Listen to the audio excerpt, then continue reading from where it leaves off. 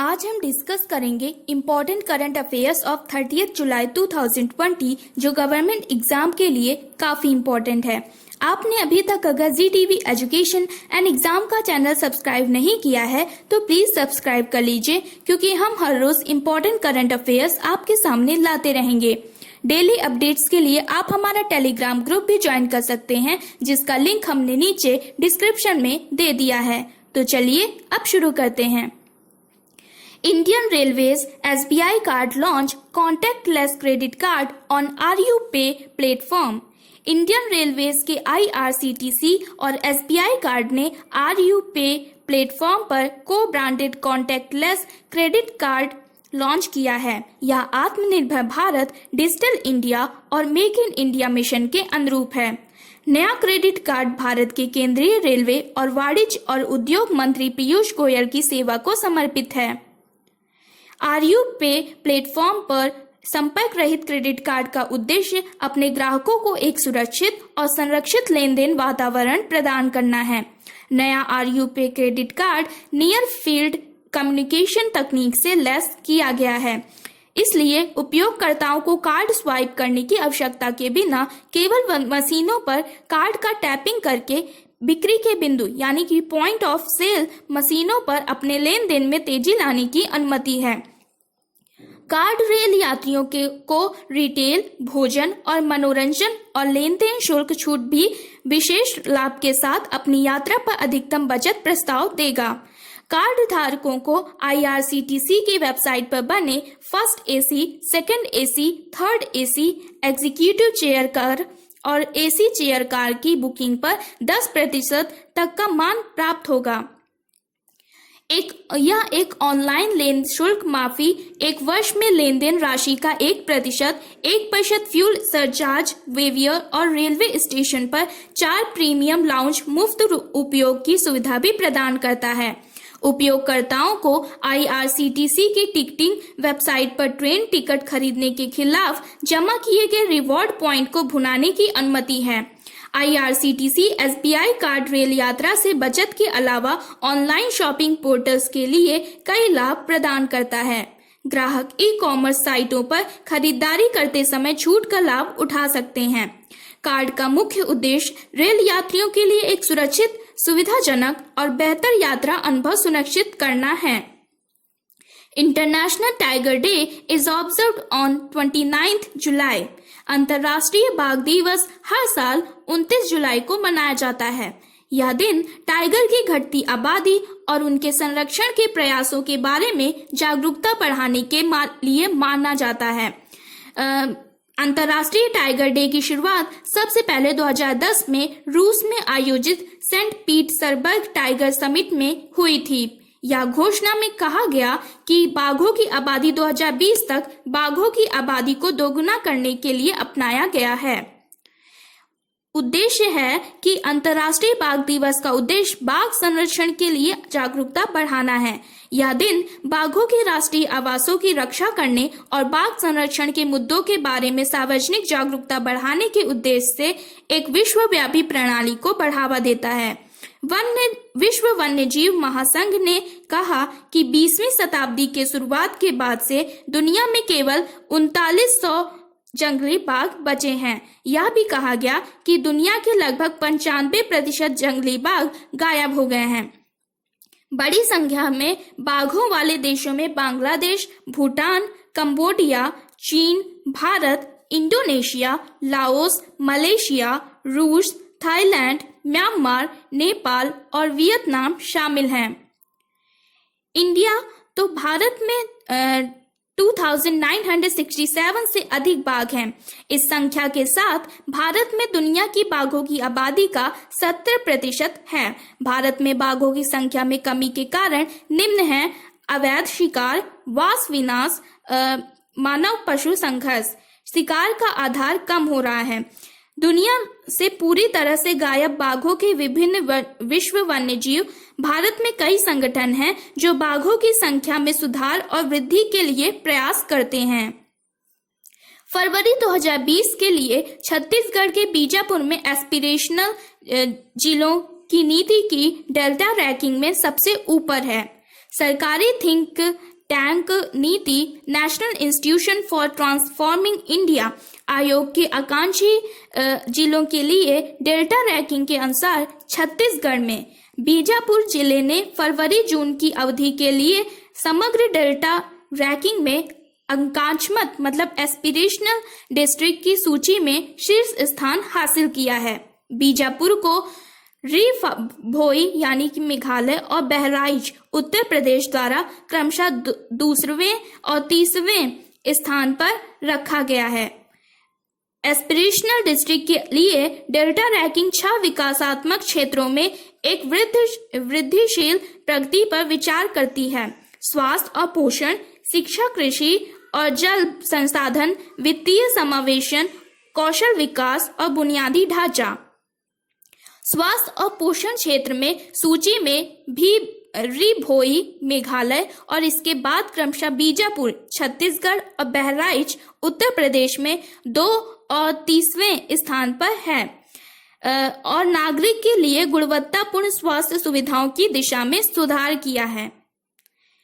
What is an aspiration district program? जनवरी 2018 में शुरू किए गए एस्पिरेशनल डिस्ट्रिक्ट कार्यक्रम का उद्देश्य उन जिलों को बदलना है जिन्होंने प्रमुख सामाजिक क्षेत्रों में अपेक्षाकृत कम प्रगति दिखाई है और वे विकास की जेब के रूप में उभरे हैं। PFC signs an agreement with IIT Kanpur for the research, training and ED in smart grid technology। PFC यानी कि पावर फाइनेंस कॉरपोरेशन ने स्मार्ट ग्रिड तकनीक में प्रशिक्षण, अनुसंधान और उद्यमिता विकास यानी कि ED प्रदान करने के लिए भारतीय प्रौद्योगिकी संस्थान कानपुर के साथ एक समझौते पर हस्ताक्षर किए। उद्देश्य है कि स्मार्ट ग्रिड प्रौद्योगिकी पर अनुसंधान और विकास के बुनियादी ढांचे को विकसित करने के लिए IIT कानपुर के लिए सहायता प्रदान करना। इसका बजट है PFC रुपए की वित्तीय सहायता प्रदान करेगा। अपनी CSR पहल के तहत IIT को 2.38 करोड़ दिए जाएंगे। प्रमुख बिंदु है CM प्रभाकर दास मुख्य प्रबंधक PFC और professor Jayant Kumar Singh dean resource और एलुमनी IIT कानपुर ने संबंधित संगठनों की ओर से एक वर्चुअल प्लेटफॉर्म पर समझौते पर हस्ताक्षर किए। IIT के 90 प्रतिभागियों को स्मार्ट ग्रिड तकनीक का प्रशिक्षण प्रदान करता है।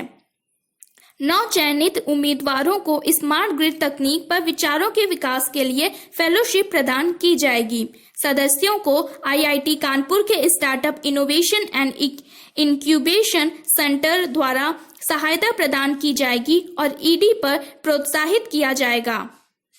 फार्म सेक्टर में परिवर्तनकारी बदलाव लाने के लिए मिजोरम में ग्रीन एजी परियोजना शुरू की गई। 29 जुलाई 2020 को ग्रीन एग्रीकल्चर पर मिजोरम भारत में ग्लोबल एनवायरनमेंट फैसिलिटी द्वारा वित्त पोषित एक परियोजना शुरू की गई थी। इसे मिजोरम के कृषि मंत्री से श्री लाल रिंगागंग द्वारा लॉन्च किया गया था। मिजोरम उन 5 राज्यों में पहले स्थान पर है जहां इस परियोजना को लागू किया जाना है। अन्य राज्य मध्य प्रदेश, ओडिशा, राजस्थान और उत्तराखंड हैं। ग्रीन एजी परियोजना का उद्देश्य ग्रीनलैंड प्रबंधन प्रथाओं, जैव विविधता की चिंताओं और जलवायु परिवर्तन से भारतीय कृषि क्षेत्र के राष्ट्रीय और अंतर्राष्ट्रीय लाभों में परिवर्तन को गति देना है। एक राज्य के कृषि प्रथाओं को परिवर्तित करके महत्वपूर्ण जैव विविधता और वन परिदृश्य के संरक्षण को मुख्यधारा में लाना है। इस परियोजना के बारे में माना जाता है कि यह स्थायी भूमि उपयोग और कृषि प्रथाओं के माध्यम से 49 मिलियन कार्बन डाइऑक्साइड के बराबर को कम करती है। इसका लक्ष्य है खाद्य सुरक्षा और किसानों की आय से समझौते किए बिना राष्ट्रीय और वैश्विक पर्यावरणीय लाभ प्राप्त करना है।